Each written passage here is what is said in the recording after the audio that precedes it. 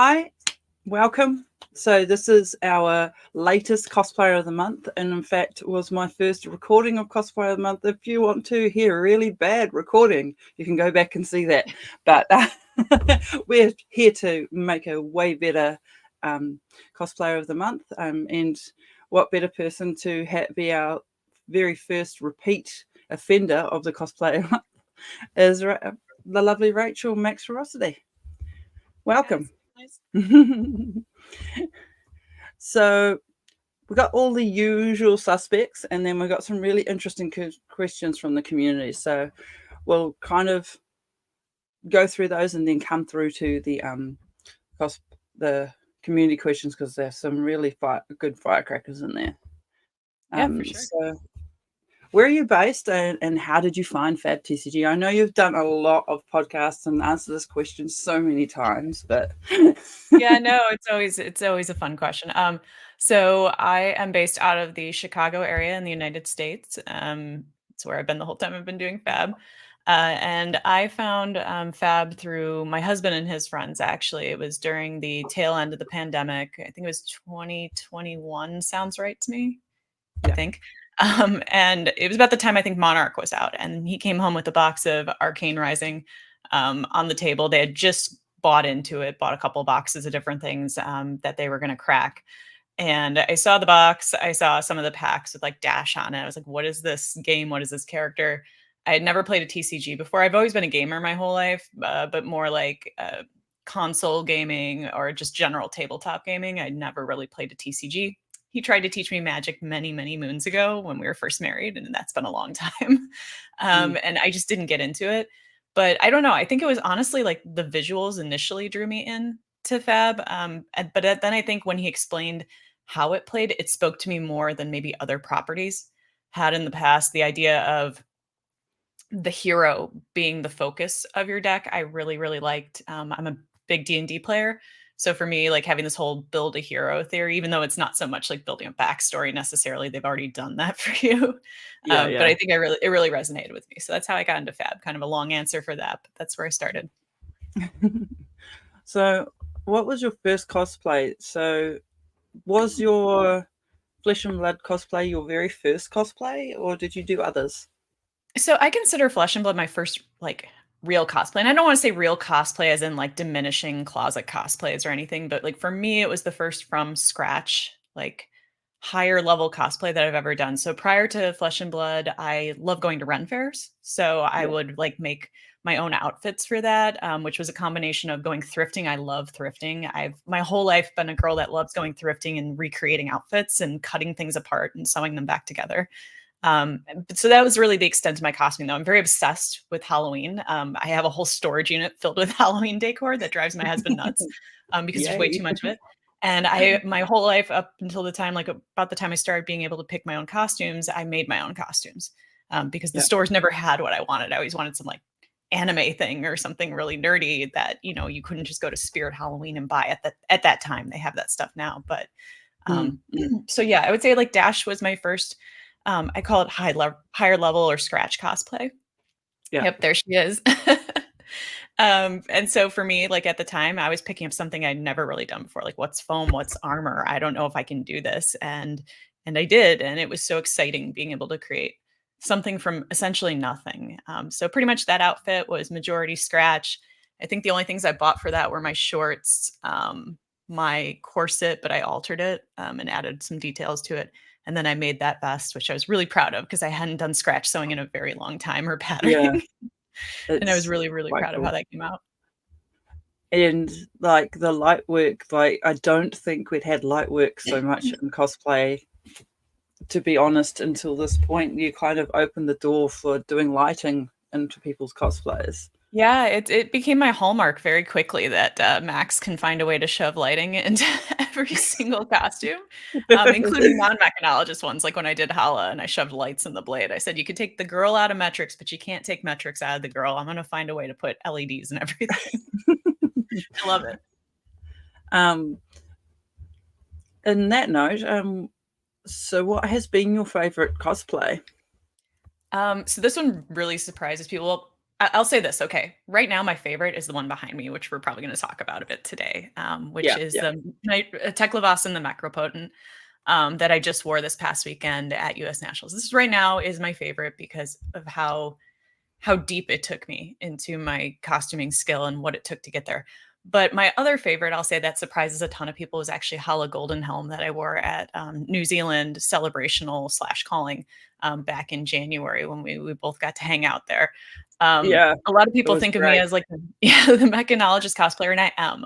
Mechanologist is my king class. I will always play it primarily, but my second class is warrior. I love warrior, and I just love the mentors. And Hala just spoke to me, and so making that costume was really, really fun to take things that I'd learned via mechanology cosplay and say, how can I make a fantasy, like a traditional, D&D type character or like a fantasy character. So I loved Hala, and Hala was a lesson in working through disappointment because I had a whole like bodysuit that I had made for her that actually looked like chainmail.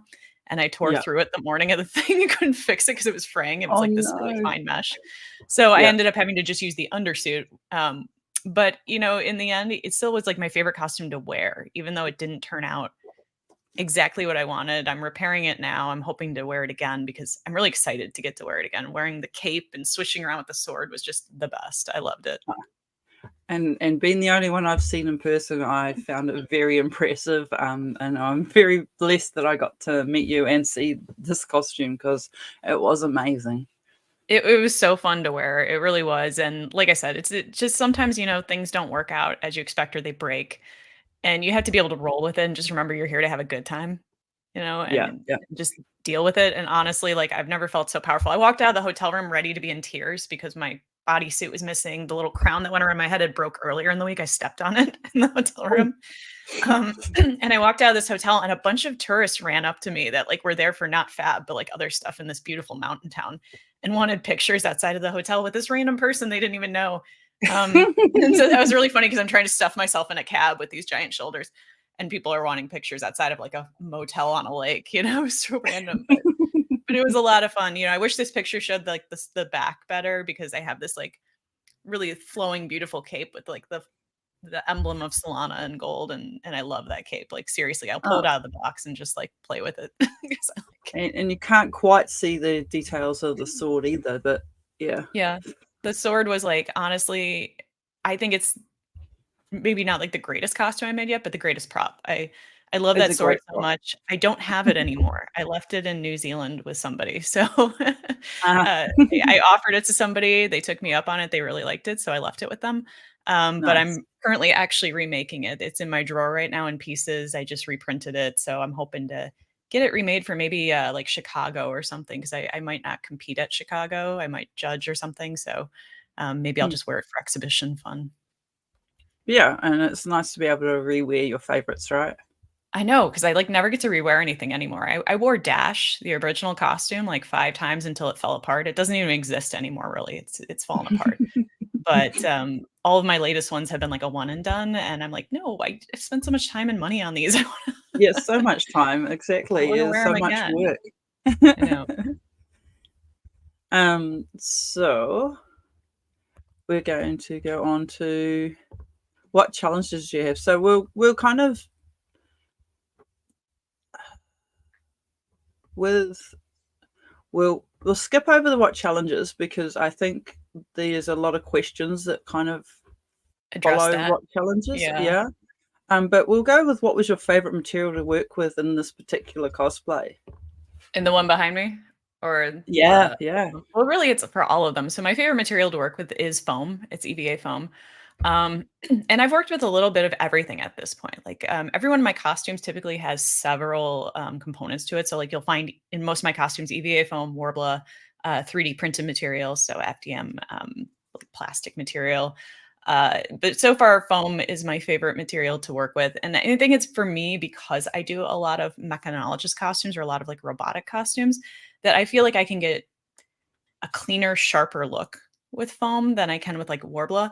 Now, Mm. for fantasy character costumes and such, and one I'm actually working on right now this week for the Run Fair, um, I am working with Worbla and thermoplastic for different Yeah. reasons, but foam is my favorite. Honestly, there's just nothing more inspiring than being able to take something like over my shoulder here. You can see my rolls of foam, kind of Yeah. these just big old ugly rolls of foam, black or white or whatever, what have you, Yeah. gray, and turn them into what's sitting over my other shoulder here, you know. And Mm, when I show mm. people that, I think it really inspires them to want to try it themselves, like people that have never cosplayed before and don't even know what EVA foam is. Yeah, I just have exactly. odd chunks just lying around because I'm My trying to finish dad is costuming like my myself. biggest cheerleader and fan, and he is not nerdy at all. This guy is like a Yeah. country boy, you know, he's on a Mhm. farm, he's into cars and stuff. And he gets so excited about my costumes because seeing like this to this, he got to see that at Christmas. Mm. I think when after my first costume with Dash, and he almost got like teared up. He was like, "I can't believe my baby made this." He's like, "This to this." He's like, "How do you even? I don't know. I didn't even know you had this in you." You know, and I'm like, Yeah. "Yeah." And so he was a person that always taught me to work with my hands, and we loved working outside together, and we redid our house together. And so I would say that like was instilled in me. So that's why I like foam. Long answer. I love foam. I think it's versatile and it's cheapish for Yeah. materials. It's more affordable than Worbla and other things. So I recommend it to all beginners to start out with. Yeah. That's a good segue into any other tips for Yeah, I didn't even know that beginners. was coming up next. I would love to tell you that I actually went through the questions, but it's been a busy weekend. Um, No, that's fine.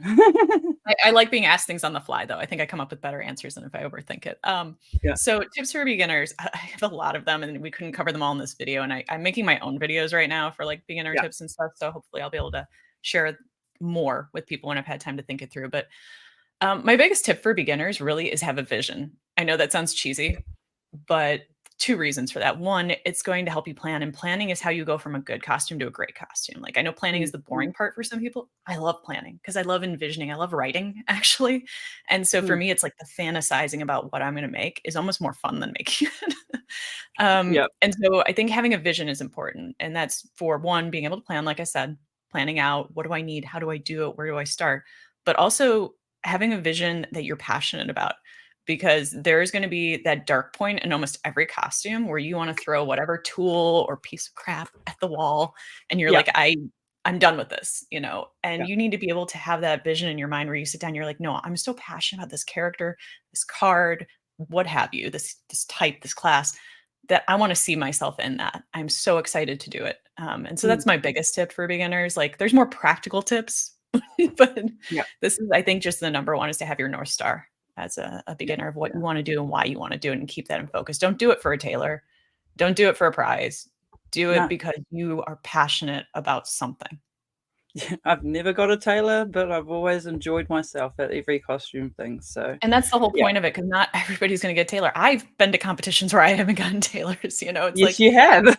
yeah, and then you walk away and you can't go into that with that being your like number one, Yeah, because exactly. you're going to walk away potentially disappointed. Even if you're not disappointed, let me tell you something. Like people ask me about tailors. Tailors are awesome. I'm not going to sit here and say they're not. You know, they're really cool, and I don't want to diminish them, but they Mm. truly aren't the thing I remember from every event. Like when I think about New Zealand, the tailor is amazing. I'm excited about it. Don't get me wrong, I'm grateful for it. But what I remember from that day is not the win or the tailor. It's hanging out with you guys. It's the way you guys helped me with my costume when I had Yeah, breakage. yeah, It's the community. It is showing off the sword to people. It's everything around it. So yeah. yeah, that's just my little like soapbox there for people. Like I've seen a lot of people go away in tears, and I'm like, if you're going away in tears about a prize, trust me, when I walked away with no prize at LA, or no Taylor at LA, you know? I mean, I got a top 4, but no Taylor. It was people are like, "Are you sad? Are you upset? Are you disappointed?" I'm like, Mm. "No, I had a great time. I skated around all day and didn't You get got kicked out to of the skate. facility on rollerblades. It was fun." You know? Like, Yeah. no, I'm not mad or sad. Why? I had a great time. So we got some really cool Discord and Twitter questions. We'll start with the Twitter ones. They're kind of just in the order they came in. I haven't reshuffled them, so sometimes I Sure. try to reshuffle them to get them to make more sense, but we'll just go with the flow. So our first one, they're all really long questions.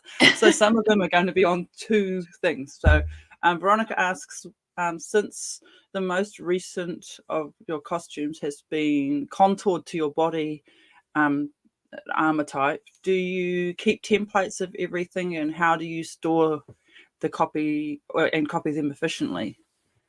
Yeah. So, couple things here with templates. So, I'm actually really glad she asked this question because it's something I'm passionate about and was going to talk about it in my future videos that I want to make of how to effectively keep or store templates. So, the first thing that I recommend is having, no matter what kind of armor you're eventually going to make, bulky, tight, whatever. And yes, mine is mostly tight and contoured. Having what I'll call your master set of patterns. And when I say that, I mean grab yourself a friend, spouse, whomever, and grab your duct tape and make a pattern of your entire body. Like get your Yep. saran wrap, wrap yourself up, do the duct tape method. If you don't know what I'm talking about out there, just look up the duct tape method of armor patterning for cosplay on YouTube. You're going to Yep. find 1,000 videos. I'll do a video on it eventually where I mummify myself, but you can find a million other cosplayers telling you how to do it. Yeah. So that's There is number a one. lot of out there. Yeah. Yeah. So having that base pattern set is going to help you. Now, granted, you're going to end up with these ugly duct tape patterns. You're going to be like, what do I do with that? The next thing I do, and I'm actually going to get up here to grab it, and I should have had it over here, but is this. This is a craft paper roll. Yep. And you can buy these at like a hardware store. They're really like thick paper. They're not quite cardboard, but they're like a cardstock almost. And they're really cheap for a big roll. These are for like painting your house, so you don't get stuff Oh, on yeah. the floor, like a drop cloth. And I like to cut my patterns out of this afterwards. So I trace onto this. And those are my Mm. first initial draft of a pattern. And then what I do after that is I don't have them out right now because they're in my closet. I keep them in like folders. I Mm. laminate them. Now you don't have to have a laminator. You don't have to have some expensive machine at home. You can go buy lamination like paper out there Mm. or lamination stickers. You can go on like Amazon, whatever. They're not that expensive. And then I laminate and trim them and make sure just to put markings on here, of course. Like, what is this? Is this piece one, piece two, piece three? You got to Mm. find your own method for that of how you trace it out. One thing I like to do is with every pattern set, I keep just a sheet of notebook paper or actually draw out what that pattern looks like on it and where all the Mm. pieces go so that they're labeled like T1, T2 for a thigh. Yeah. And then I keep them in folders because once they're laminated, yeah, you can fold them, you can crease them, but it's not going to be a problem. The other thing I recommend when you do that is to mark somewhere on that master sheet what your sizing was at the time. Use your measuring tape for like Mm. sewing and measure parts of your body because we all fluctuate. Yeah. Especially, I would say women. I think so too. We tend to fluctuate a lot more hormonally, whatever, in our weight. Yeah. And Yeah. so Yeah. for me, I can go up or down 10 pounds in a month. Mm. And so by doing that, you're going to tell yourself, okay, at the time I took this pattern, I was X. Now I'm here. I know I need to add a seam allowance to the edge of this Mm. pattern of probably a centimeter or whatever it might be. And always cut bigger. You can always go smaller. So that's my advice on keeping these is like Yeah. lamination paper, a thicker base paper. There's other things you can do. One other I want to try soon, actually, and maybe you guys will try it before me, is you can actually buy patterning cloth off the roll at like a sewing store. And it's like Mm. almost like a cheesecloth type material. And what it is just a mesh. You can pattern right on it and keep those patterns rolled up or folded up as well. Mm. So, but I like Yeah. this because I use something that's like weed matting that you put in your garden because we get in yep. a number of different colors, and that's what I use. Yeah. Yeah, see, there's a lot of different methods for it. I just recommend, you can see over I can't tell because we're opposite on camera here, but there's Yeah. like next to this guy here, there's a little dresser you can see with a bunch of folders in there and boxes. Yeah. A lot of those are patterns inside Oh, those wow. boxes. And so I keep them for everything because you never know. I will tell everybody out there that the vast majority of my costumes have used the exact same patterns for base and then been modified. And if you have that base pattern for your body, you're going to skip a lot of steps on every cosplay, and that's Yeah. how I move so fast. Okay, so here this is another foam kind of question. So ask, what's your favorite tutorials for people starting to work with shaping foam? So Yeah. do you have particular people your go-tos? Yeah, I mean, I'll say eventually, I hope it's my tutorials since I'm Yeah, actually I hope working. so too. Yeah, we'll And I definitely keep push telling that. people I'm working on some, and then it'll like I never get to it. But actually, I am actively working right now for my next costume to record the process so I can show you guys. Nice. But like where I started out, honestly, there's not one single cosplayer. I just used YouTube and I put like how to make, and honestly, the best way to find it is to say how I'm trying to make a specific piece. Like you could do Mm. how to do general foam work and such if you don't know how to start. Like there's Kamui, Evil Ted. Mm. Trying to think who else I like. Evil Ted's really good too for like general Yeah, working with he's foam, wonderful. good tips of like how to do good shaping and things like that. Whereas Kamui's more like how to pattern your body. They all do different things. Yeah. But honestly, look at all of them. I am a Mm. crazy researcher. That's like everybody, my friends laugh at me because I over research everything. So before I even started doing Dash, I spent 4 months of research on how to even work with foam. I'm not saying you do that. Don't be like me. I'm like way too obsessive. but I'm like a fearful person when I get started, so I don't dive in very easily. But yeah, those are the ones I like. I especially liked Evil Ted because he taught me more about like, whereas I learned maybe let's say patterning from other cosplayers. With him, he taught me more about how to get good clean seams, how to finish really well on my Yeah. foam. So hopefully a couple months from now, you'll be looking back and I'll have my videos out and it'll be like Rachel's bite size on how to get a good foam seam. And I'm going to try Yeah. and make them like small form videos. So we'll see. Yeah. Yeah. So, okay, here's the next question.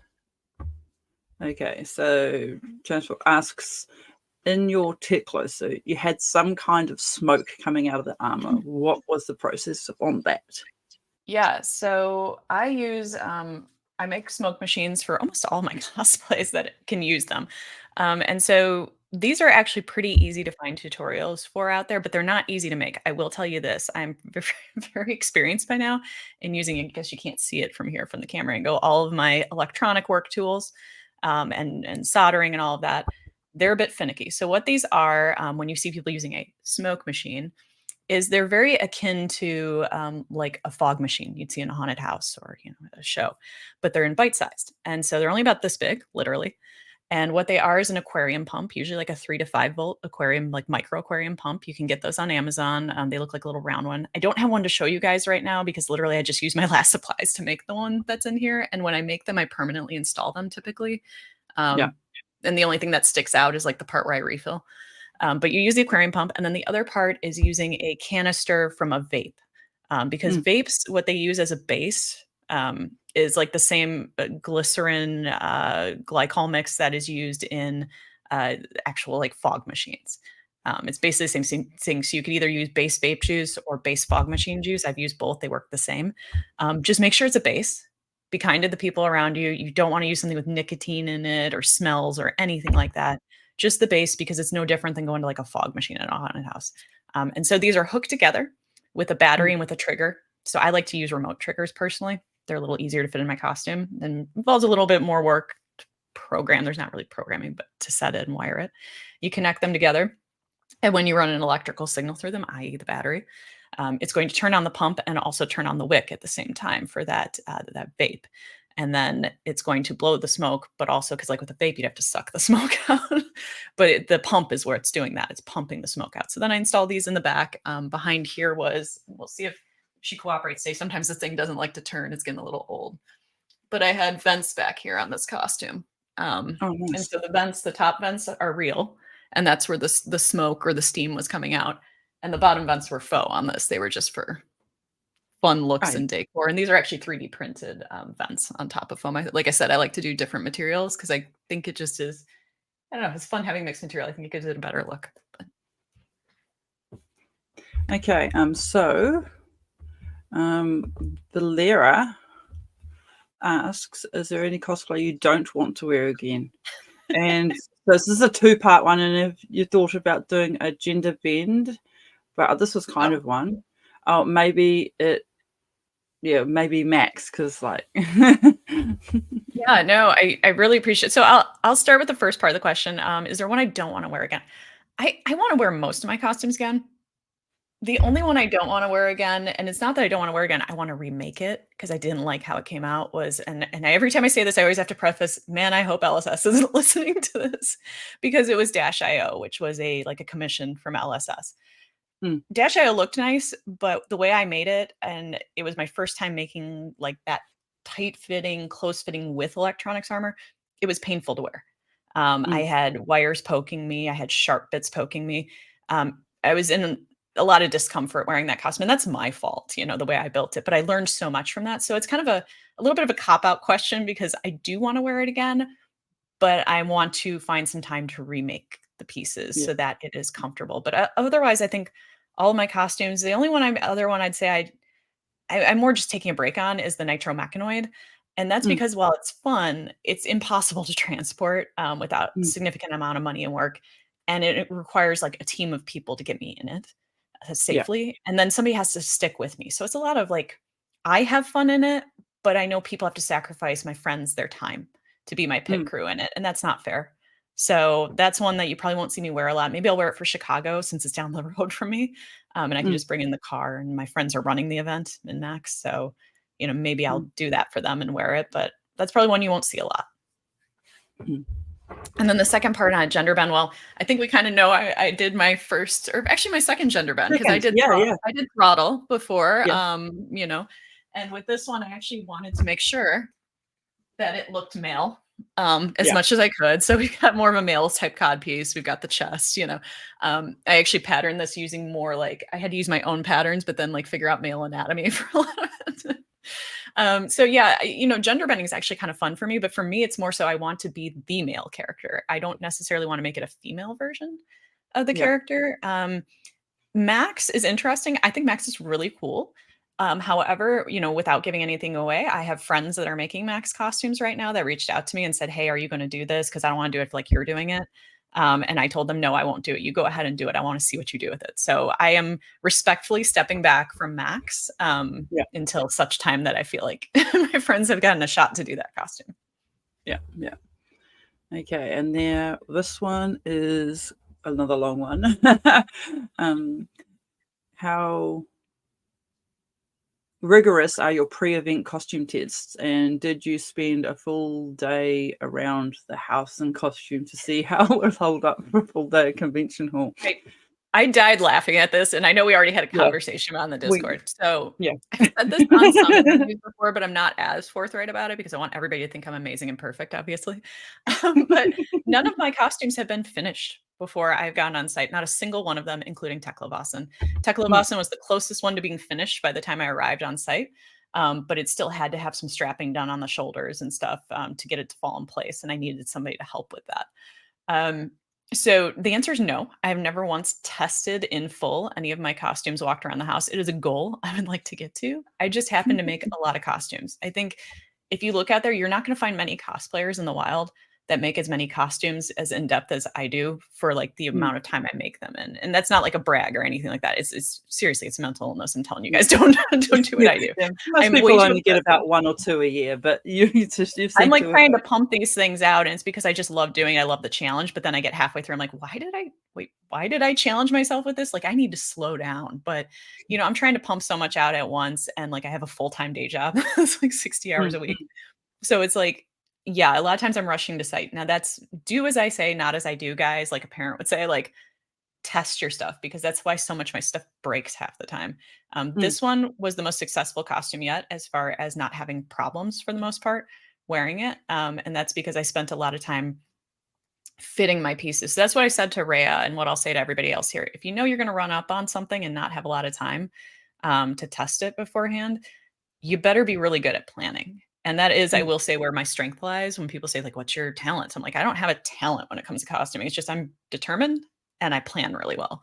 mm, So, like, all of this had to fit perfectly. Like, all of this is like tight, but it has to be able to move like a real suit of armor. Otherwise, it's going to tear itself apart within 5 minutes. mm, So, mm, that's the advice I give people is that you always should be really planning well because planning is going to tell you where do I need to put my fasteners? Where do they need to be so that you don't get to the end with all these pieces and you're like, oh crap, how do I put them together? That's not going to work. mm, mm, So my answer is yeah, I don't spend time testing like it in full. I want to get to that point. However, what I do spend a lot of time testing is fit of individual pieces, fit on me of those pieces. I walk around in them. Yes, I walk around with the thighs on or the legs on. I test my electronics a lot because I'm terrified that they're always going to go out because I've had problems with them in the past. So yeah, do as much testing as you can. Bend test is the big one. We are a gaming community. I suspect you will want a gaming costume. This costume, I couldn't physically sit down and play in. mm, And I mm. knew I wouldn't be able to. As many times as I designed it, it was just too difficult to get those big old thighs. And I knew I wouldn't be able to sit with these boys next Yeah, to you'd somebody need else 3 seats, politely. right? Yeah, it's rude. So that would be my advice. I know I'm babbling here, guys, but like, one, I am not perfect. I am the furthest thing from it. I think you all know that if you've seen me in events struggling around with something. But two, like respect your fellow man and woman and everybody with what you're wearing. Test it out. Make sure you can sit if you do plan to game in it, and make sure you're not going to hit people in the face. Because I was literally running into doorways with those shoulders. I am only Mm. 5'4", so they're pretty like scaled down to me, and I was still hitting doorways. Yeah, and yeah. having to go sideways through stuff. So I knew I wouldn't be able to play that day once I got dressed. Mm. So we've got Bubble Bubble Waffle, which is Deb, and they ask, Yeah. what's something you don't think you or didn't think you would learn about yourself after cosplaying for 2 years, and what would you tell your future self about your current experience? I don't think that I would have realized how passionate I could be about a project or about working with my hands. I spent a lot of my life working with my hands, as I mentioned, with my dad, and doing projects. And maybe I didn't realize how much joy they actually gave me. I've spent a lot of my life at a desk job at something I'm just gonna be blunt, I'm not passionate about in the slightest.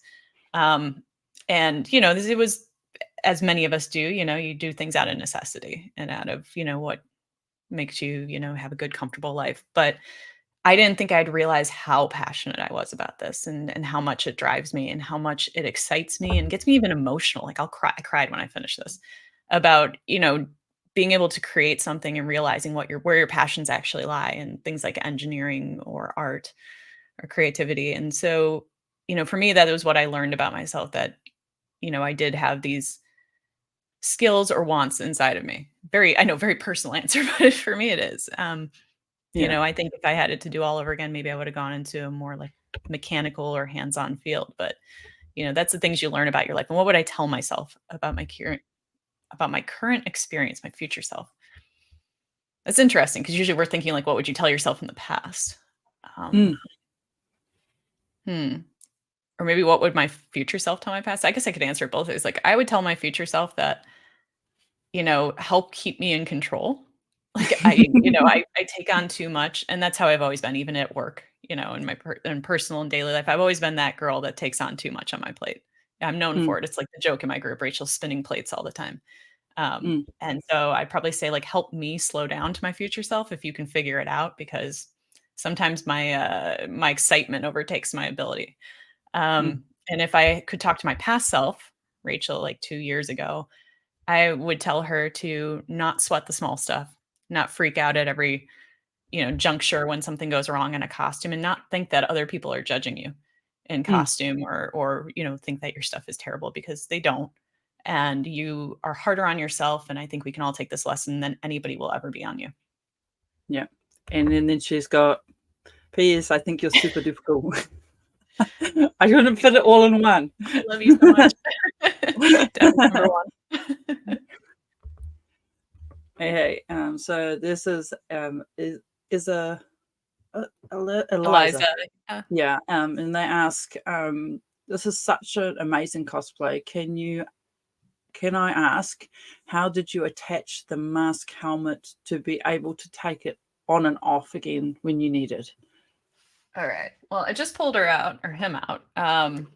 And hopefully I get a chance to actually run a heat gun over this, because I just noticed that the chin is dented, which makes me really sad. So I'm gonna have to fix that. But that's the advantage of foam, you guys.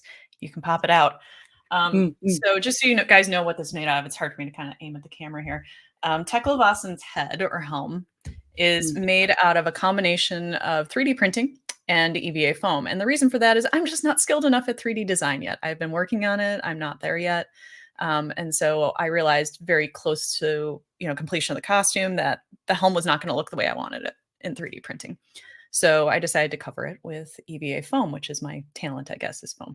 And it worked out quite well. I actually like the effect, because one thing you got to watch out for when you're using different materials is that your finish matches. And if I had done 3D printing, the finish would in no way match um, my foam costume. So we have the same finish here, same paint. Now, the way to do this, and what makes the 3D printing part really nice, you can technically do this on foam, but it's a little squishy for it, is that this is attached by magnets. And so you can see that the back of this helmet comes all the way down. If I were to try to put this over my head right now, which I have to take my glasses off because they will stick out, there is no way it's going to sit on top of my head, right? Like, it's not going to happen. And so the way a lot of cosplayers do this is to have them attached by magnets. And so the back of the helm comes off, and see if I can put my glasses back on here so I can show you guys more intimately. There are these little magnets in oh, recesses on here, and these are melted in. Like I use like a soldering iron, like an old one, that I don't care about, to solder these in place. And then I also had some super glue to make sure they're nice and cozy in there. And you can see they're side by side. So these aren't coming like one to one flat. They're hitting each other on the side, like putting two coins next to each other almost. And what this does is it makes them easy to connect, but also easy to take apart without busting the magnet out of place. And on the other side, we have the same thing in here. So that when I go to put this on, I can do it pretty independently, especially when I'm out of costume. Watch me not be able to do it here for camera, but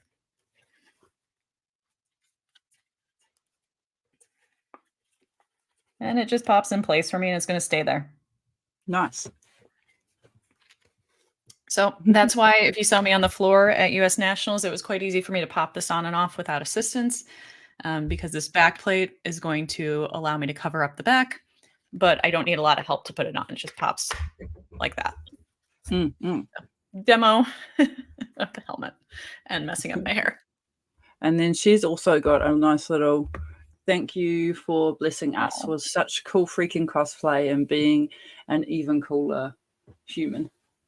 So well, thank you, Eliza. I loved your some cosplay. really nice messages coming through too, which is cool.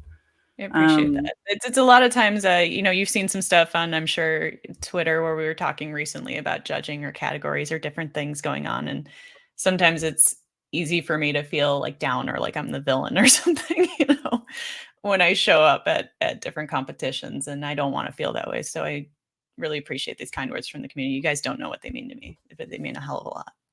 Yeah. No, what's that? No, no asks, where did you get your cosplay materials from, and did you construct them yourself? Well, we know you construct a lot of your costumes from scratch. And do you have like a go-to place to get your foam and things like that? So I have a couple of places that I'll plug. So I like to get my foam from different sources depending on what foam it is. So again, I talk about future videos and I'll go into this more there, but there's a lot of different like classes of foam or levels of foam or hardnesses of foam and even just different finishes and quality. My first advice to people would be shop local if you can. I know that's like a plug, but I can go down the street. I can go to like Hobby Lobby here in the United States and get foam, and their foam is pretty decent. So I'm not going to rag on anybody that goes to like a Hobby Lobby or a Joann to buy their foam because, sometimes that's all you have available and within your price range because it is cheaper. I personally prefer the foam from some of these smaller companies out there. Now, for myself in the United States, and I can actually give plugs for overseas too, including Australia, because I buy my foam from there too and pay the high shipping. But I buy my foam from a couple different resources. I used to buy from TNT Cosplay. Unfortunately, they went out of business recently, but they have pointed me to their friends at cosplaypros.com. I do like the quality of the foam through them, and they have a lot of different hardnesses of foam, which matters when you're doing stuff like this behind me that gets a little more architectural. So they have like varying classes of like from very soft and squishy and easy to mold all the way up to very tough rubber like material that you could probably make LARP weapons out of. I like them. I also like the foamery, and they can be bought through their website or through Amazon. And their stuff is a little softer, but I like it for more like stuff like following the curves, ladies, or everyone. And so I like the foamery as well. Their quality is pretty high. So those are like my two main sources for the US. However, I also buy from Polyprops in the UK. And I also my like honestly one I really love is Lumens, and they are out of Australia.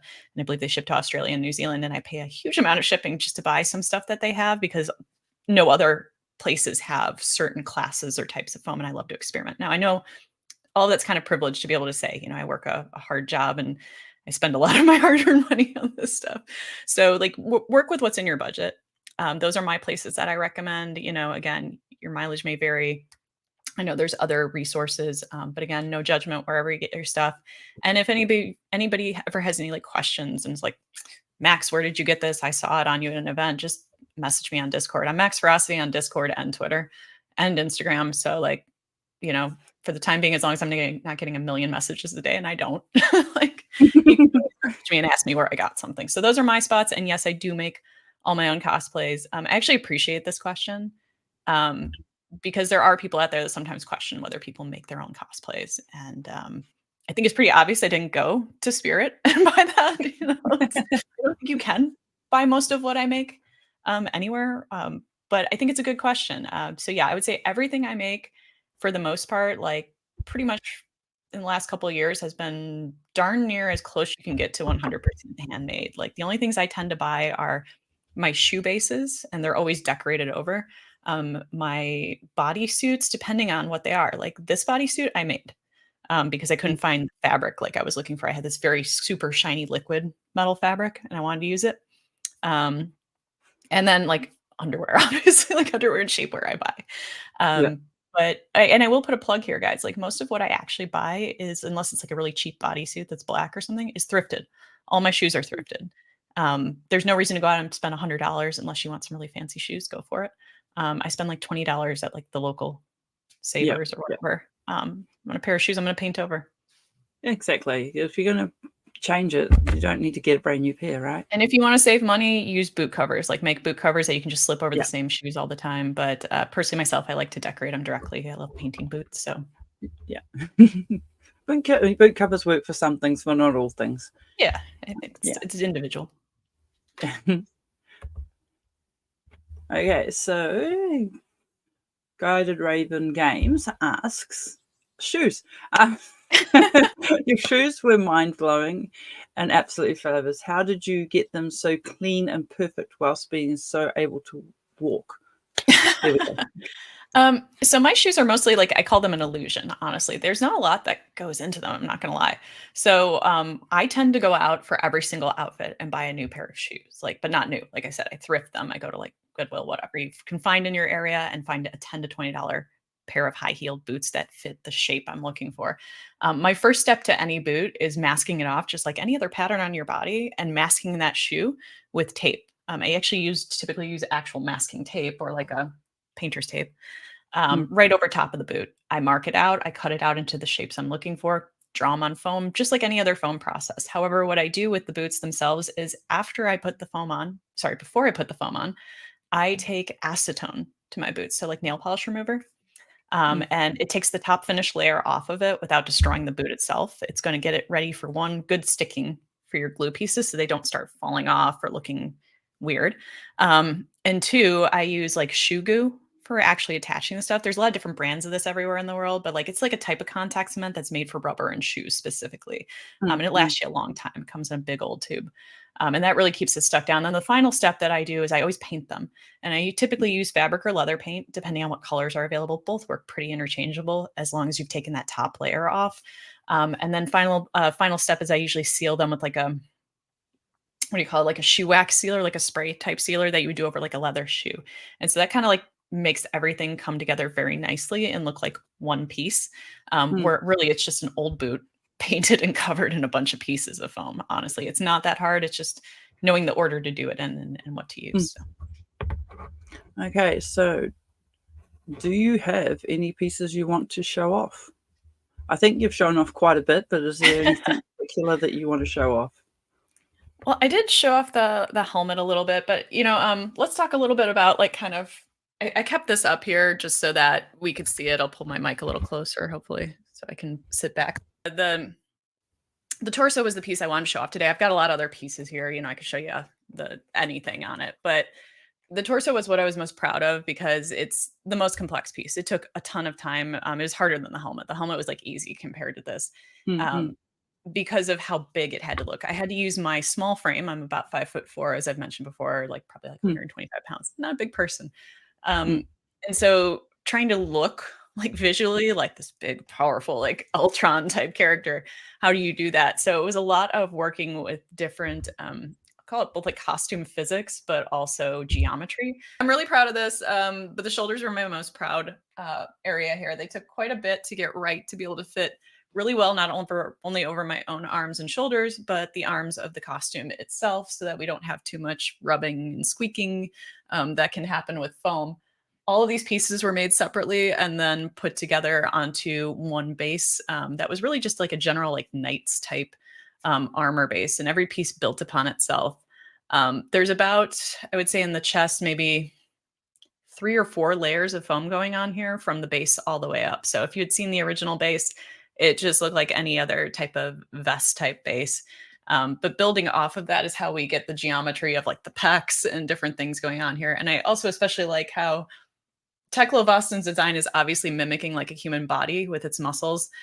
So we've got like the whole muscle structure here with the abs. It's probably the only abs I'll ever have, as well as we've got things like ribs here. And under here, we have even more of like that muscle detail going on here that he has. It's almost like a really weird like rib muscle detail. So really proud of all this. It took a lot of time to do each of these individual pieces. I studied actual anatomy pictures, like male anatomy and muscle structure, to hopefully get some of this right. And then I guess the last part I'll focus on here was the back.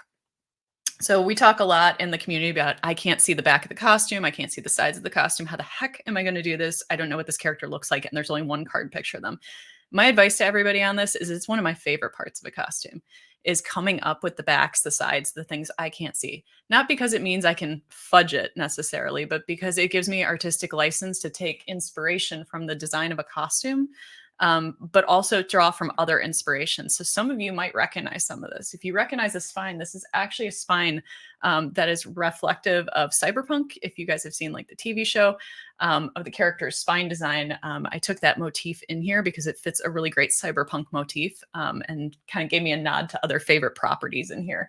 Some of these designs and insets here are taken kind of from an Iron Man inspiration or from an Ultron inspiration, because again, other properties that I love, it's my way of being able to incorporate them thematically with a character that's in a way somewhat similar. So being able to draw all those inspirations and bring them around to this costume is one of the most exciting parts of cosplay for me, when I get to almost create a bit of a canon image for that character.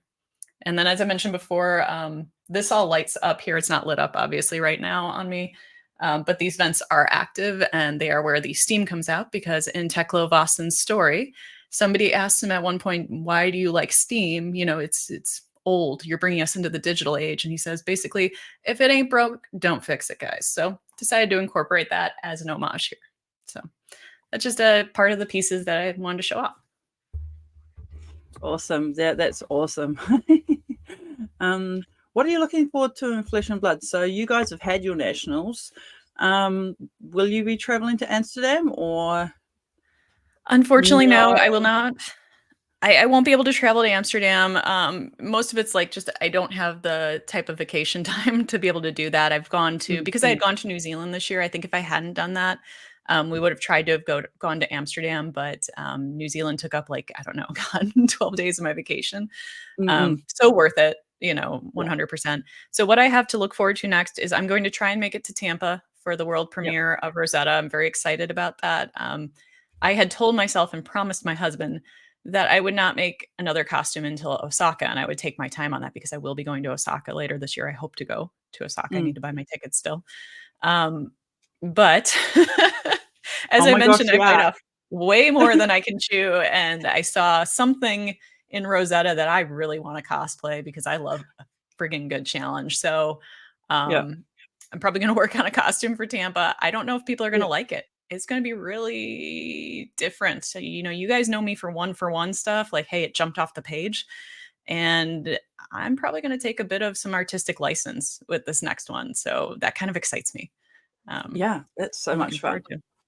Yeah, and so for Osaka, I do have a costume plan for that. I won't say what it is because I'm actually pairing up with another cosplayer to try and do a thematic costume with her. So we're going to see how that goes, but we're both going to be making costumes. I think for her, it will fall into her normal, but for me, it's going to be very, very, very different for Osaka. I don't think anybody will ever in a million years have guessed that I would make what I'm going to make for Osaka. So I'm just stepping away from mech for a little bit, probably for like the next 6 months to a year, at least. Oh wow, that's right. It's a break is as good as a fresh start sometimes. Well, I'm speed building something right now. So I'm going to take the next 2 weeks to kick off a video for my channel. I've decided instead of hopping straight into like all the big stuff, you know, the big builds, the tutorials, I just want to do a, hey, get to know me. So I decided I'm doing a speed build for the Ren Fair. That starts like next month out here in the Midwest. And it is a warrior costume. It's kind of simple. Got some twin swords, so maybe you guys will guess what it is, but I'm going to be making this costume for my Ren Fair and I'm filming it right now. Nice. So it'll just be like a really quick hitter video of like, just watch me make a costume. It's not a tutorial. Don't get like, oh, she's going to teach us how to do stuff, but it's just like, hey, I'm making some stuff. Follow along with my ridiculousness. And that'll be over on your YouTube channel, Pour Them Off? Yeah. So I'm gonna put that on there when it's finished. Probably, I would expect to put it up there in the next month because I think it's gonna take me 2 weeks to do the costume and probably another 2 weeks to edit because I have other stuff going on. So is there any other socials you want to share? I guess Twitter and Yeah. All my socials are Instagram. the same everywhere. It's all Max Ferocity. I think even on YouTube, like if you search Max Ferocity, it might come up. But I think the actual name of the channel is Pour the Mold. I set that name a long time ago when I created it to do spoilers on that channel. And it kind of stuck. Like I was like, this kind of fits. I like it. So, like I said, the girl is always from Metrics. But I want to stretch my wings. I want to do some different things in the coming year. So you guys are going to see wizard, runeblade, illusionist costumes, warrior costumes from me. I'm pretty psyched. I'm really psyched to just do something new. Awesome. So as usual, please like, share, subscribe. If you like our Cosplayer of the Month series, please, if you have any suggestions for anyone that you would like highlighted, please drop them in the messages or the comment section, because I spend all my time finding who I think would be interesting. But I've been lucky. I think we've hit the mark most times. So well, except this time, you let this crazy person on. You really shouldn't have done that. Well, you were my very first, and as I said, if people want to see really bad sound quality recording with just one picture kind of podcast, that go ahead and have a look. It's a good way to compare kind of where you've come from and where you are now. I think that was pretty much your first foray into fab cosplays. So yeah, I think it was like a first for both of us. Your first channel, my first foray, and it's fun to look back. And I would say that, like, when it comes to video recording, it's something that I need to take inspiration from you on, because I keep holding back for a whole year. I've recorded little snippets here and here and there and there, and I don't put them up. And I'm like, oh, it's not good enough. It's not good enough. I can't put this out there. And I just need to put it out there. And that's what everybody keeps telling me, is just get out there and look back on it a couple of years from now. Yeah. So don't judge me too harshly once I start putting them up. If you're like, oh my God, this is terrible quality. Try. Well, thank you so much for today, and we can't wait to see what new things are going to come from the metric kind of workshop. Yeah. And thank you so much. For sure. Thanks for having me, Lynette.